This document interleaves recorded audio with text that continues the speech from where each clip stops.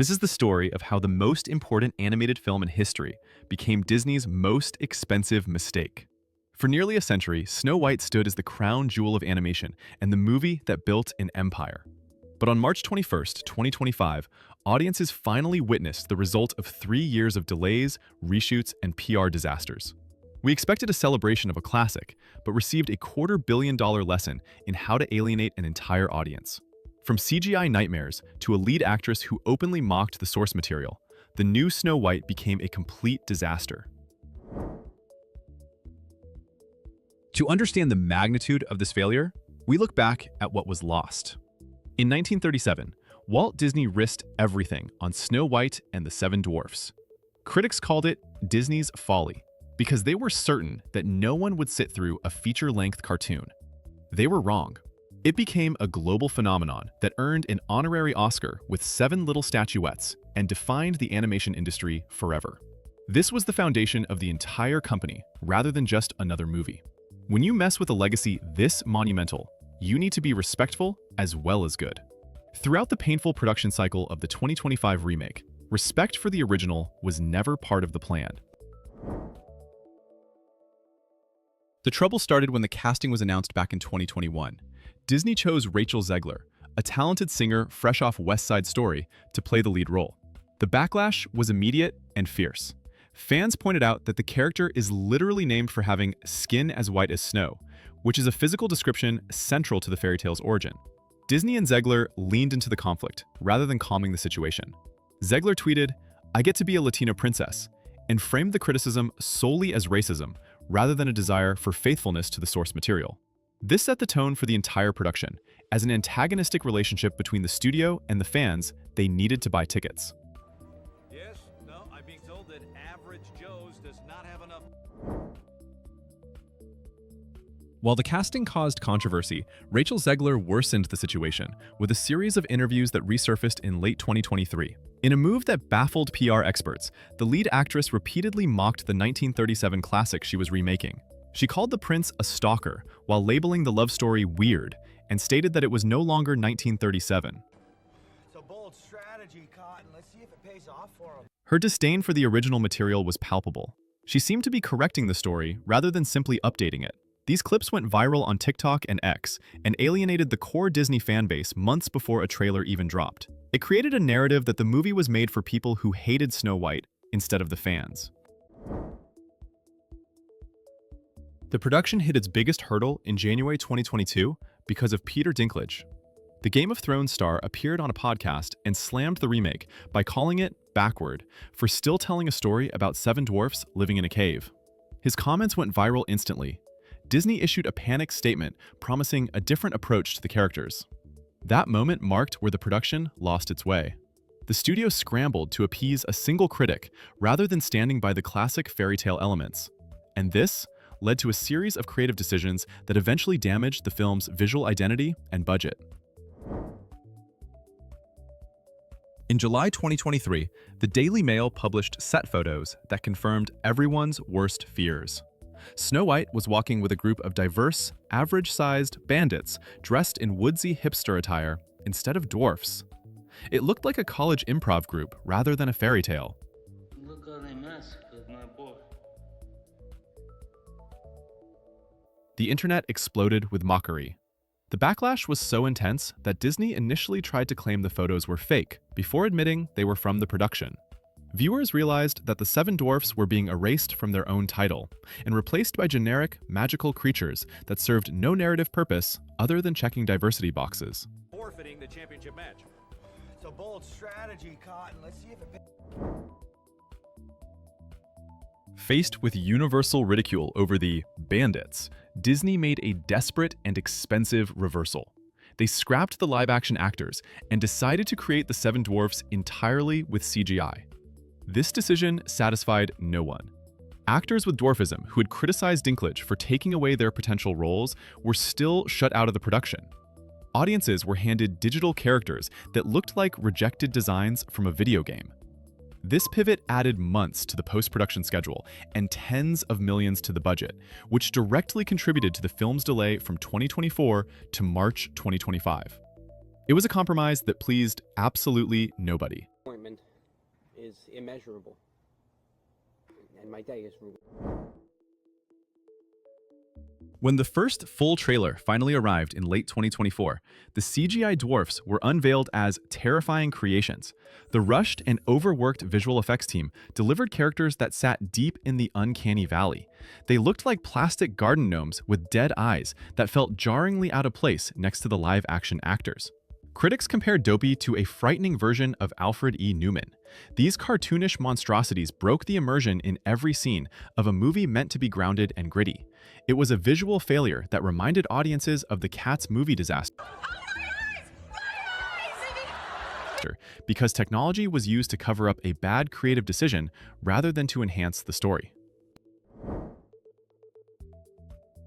Rachel Zegler attempted damage control in her interviews as the March 2025 release approached, but she only managed to worsen the situation. In a Variety profile, she revealed a new origin for the character's name. She was no longer Snow White because of her skin, but was named after surviving a literal snowstorm as a baby. This retcon felt like a clumsy attempt to justify the casting retrospectively. It stripped the fairy tale of its poetic imagery and replaced it with a literal and mundane backstory that nobody asked for. This signaled to fans that the writers were embarrassed by the source material and were struggling to fix it. The core philosophical failure of the 2025 remake was its refusal to let Snow White be soft. The writers fell into the modern misconception that a woman must be a warrior leader to be strong. Zegler explicitly stated that her version wouldn't be dreaming about true love, but about becoming the leader she knows she can be. This fundamentally misunderstood the appeal of the character. Snow White's strength was always her kindness, her resilience, and her ability to survive abuse with her heart intact. Disney stripped away what made her unique among princesses by turning her into a generic military leader. We needed the fairest of them all, rather than another action hero. The prince was scrubbed from the film entirely after being deemed a stalker by the lead actress. Jonathan, a bandit-style character played by Andrew Burnap, was introduced in his place. The result was a romance that felt hollow and forced. Jonathan was a Robin Hood knockoff with no development, rather than a classic archetype. The writers tried to give him a backstory involving the evil queen, but only complicated the plot.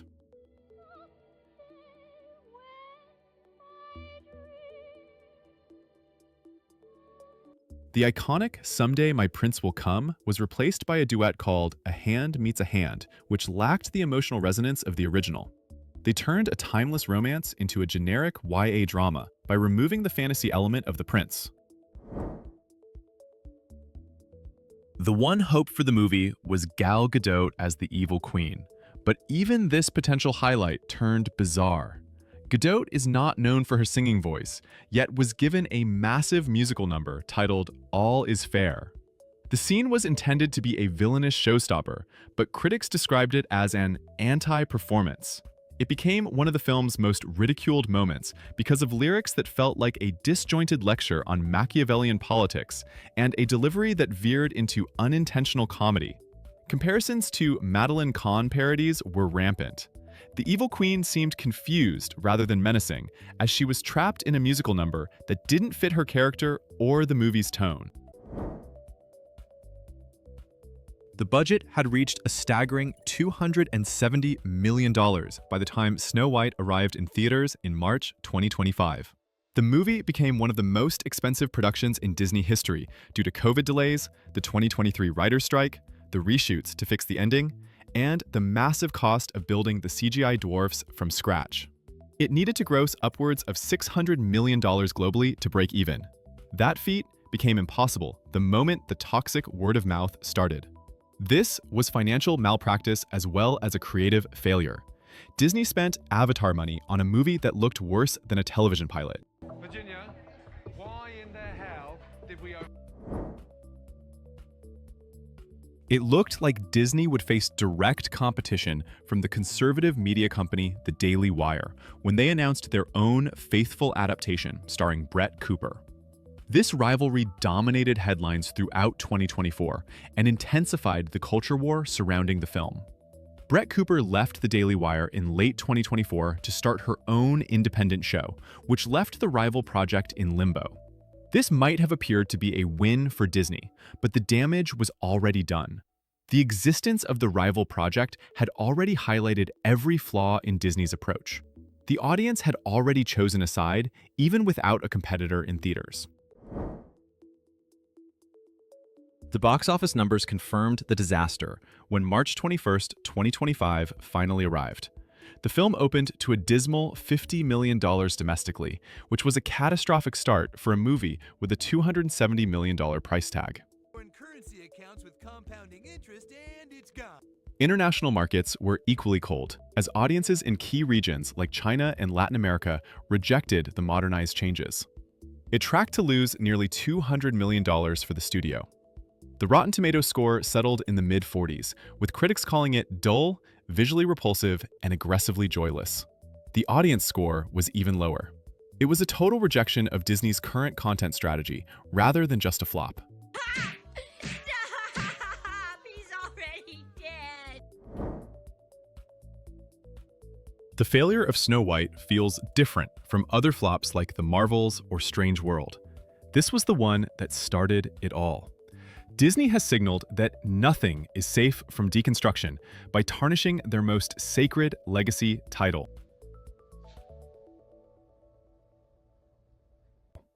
The message from the audience in 2025 is clear. We don't want fixed versions of the classics. We want stories that respect their origins and visual effects that look finished. Snow White will go down in history as the end of the live-action remake era, rather than the movie that updated a classic for a new generation. The magic has officially left. The 2025 Snow White remake serves as a $250 million lesson in how to destroy a brand. It tried to please everyone and ended up pleasing no one, as it alienated loyal fans while failing to attract a new audience. The fairest of them all deserved better than a green screen wasteland and a script that hated its own source material. Maybe Hollywood will finally learn that some stories don't need to be fixed. Hit like and subscribe if you want to see more detailed looks into entertainment disasters.